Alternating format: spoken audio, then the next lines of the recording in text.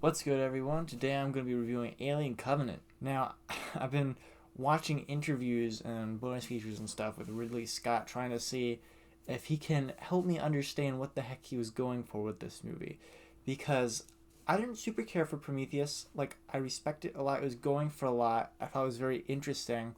None of it really came together. But, like, I could watch it again. It's an interesting movie, and I totally get why some people think it's great. Covenant, I just didn't feel any like themes at all. Like there wasn't anything clear that I think he was trying to explore.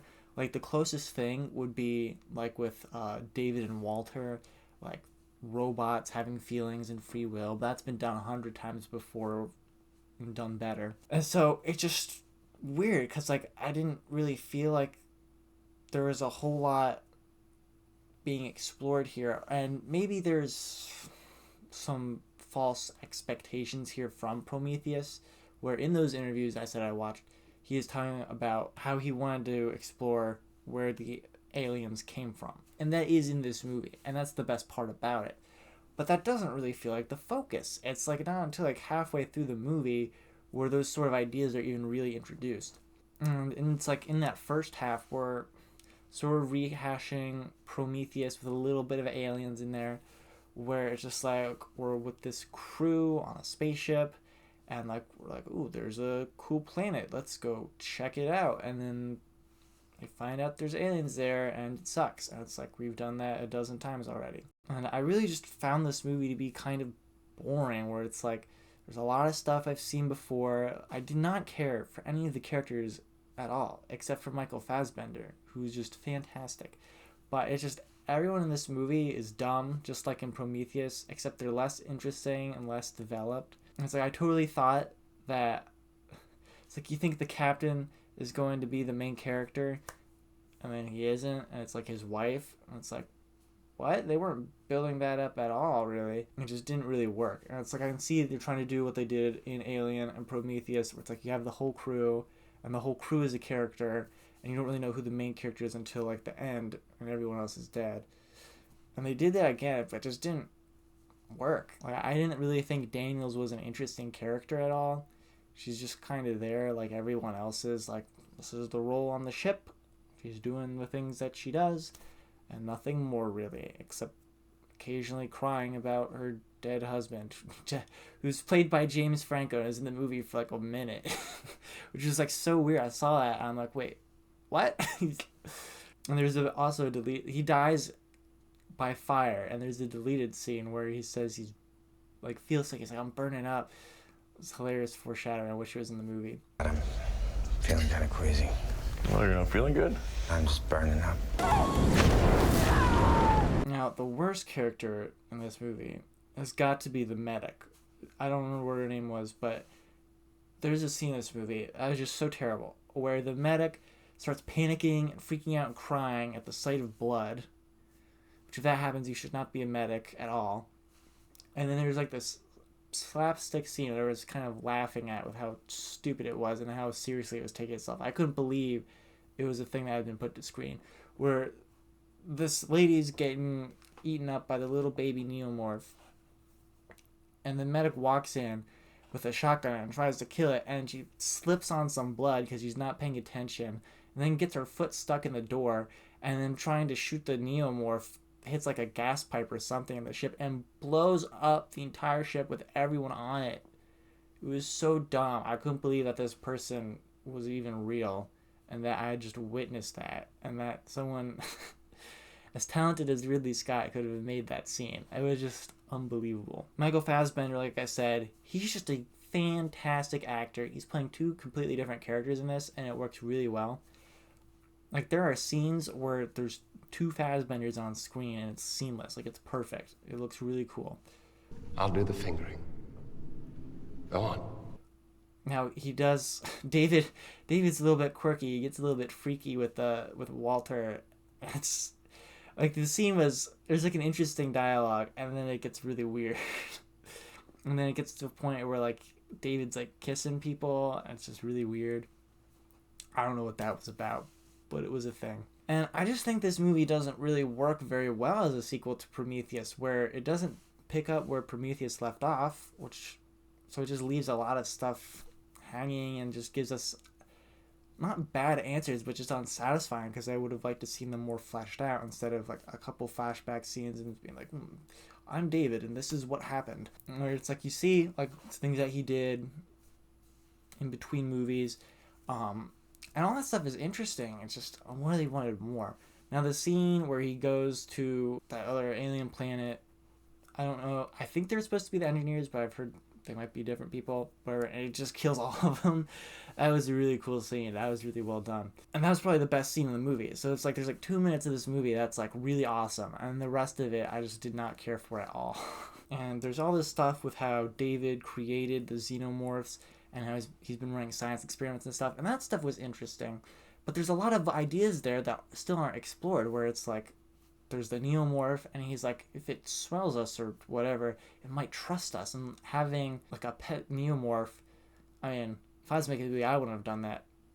But it at least would have made this movie stand out if it was explored. But nope, they put an end to that real quick.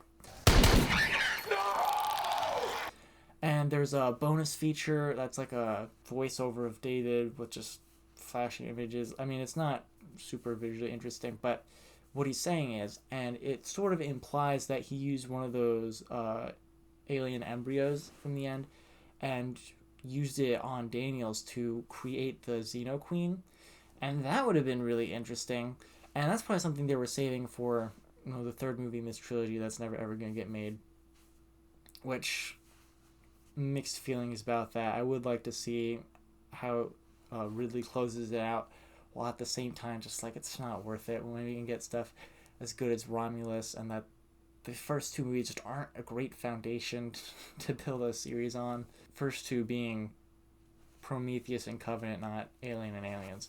Now I want to talk about the action horror scenes and stuff, where the kills in this movie are all pretty good, not good enough that makes this movie worth watching, I don't think.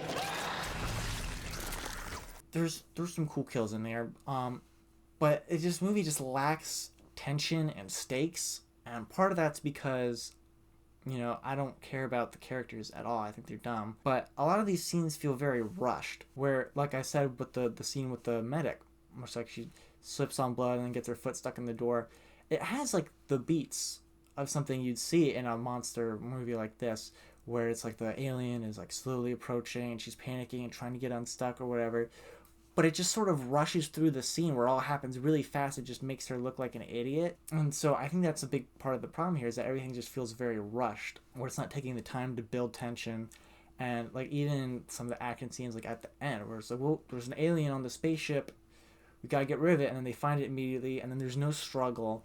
There's no fight. It's just like, let's just dump the truck on it, and then they dump the truck on it, and instead it's like, okay, that happened. And the scene before that, where on the space, there's another alien on the spaceship, and they're just like, ooh, there's an alien on the spaceship, and then she sort of starts dangling off the edge from her rope thing. And it happens twice. It's like, well, there's no stakes. It's like, okay, she fell off once and they got her back on. You do it again, it doesn't really work.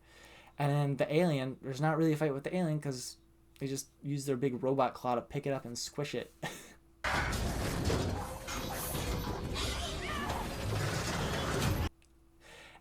Nothing really feels like they built up tension or stakes or made the action really interesting at all. And so it just feels like a bunch of stuff happening and there's an alien there. And making it all worse is just the lack of believability, where the CGI in this movie is just really obvious, and so much of this movie looks like a video game.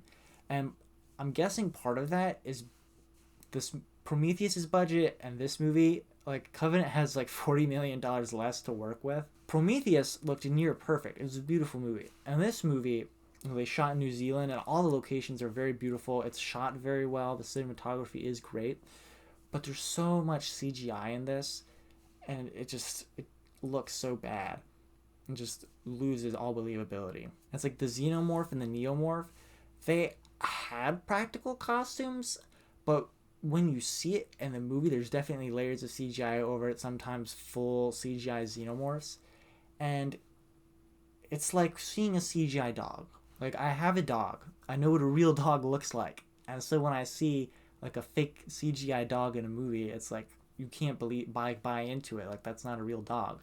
The Xenomorph has been a practical effect for decades. So it's just like seeing a real animal in the real world for so many movies, and then going to Covenant and just see it and like, that looks wrong. That is not a xenomorph. That's a computer effect. Even if at some point in time they used a costume, like you see it and like that's not a costume in the final product. There's no way. And even just the way it moves, like sometimes it's like animalistic and cool, and there's sometimes where it's like it's just standing upright like a human, and it's like super unnatural. Like we've never seen it really move that way before. And in the bonus features where I see the guy in the costume, those are the scenes where like it's just a guy standing upright, not trying to act like an alien or like animalistic at all. He's just like a guy in a suit, and that's what it looks like in the movie, and it's just really, really weird. It's like we had so many alien movies. They all have their own problems, but they've never had this problem.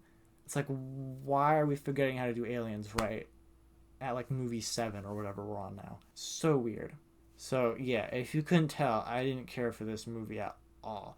Like, Prometheus is a movie, I get why people like it. I do not get why people like Covenant. This movie had like nothing to offer besides like a handful of kind of cool kills. Like, it's interesting to see where David went with the xenomorph stuff, but then they don't really explore it. There's a lot of stuff in between movies I would love to see, but we're never going to get that. There's a lot of cool ideas for action set pieces, but they were not executed properly at all. So sadly, I was really hoping to like this one, but I'm just going to have to give it a 4 out of 10. This movie was boring, it was ugly, it was barely watchable to me, where I'm very surprised that we're having these problems this far into the Alien series. It's just so bizarre to me. So if you like it, let me know what you think is so great about it, because I'm completely missing it. But that's all I got for Alien Covenant. Thanks for watching.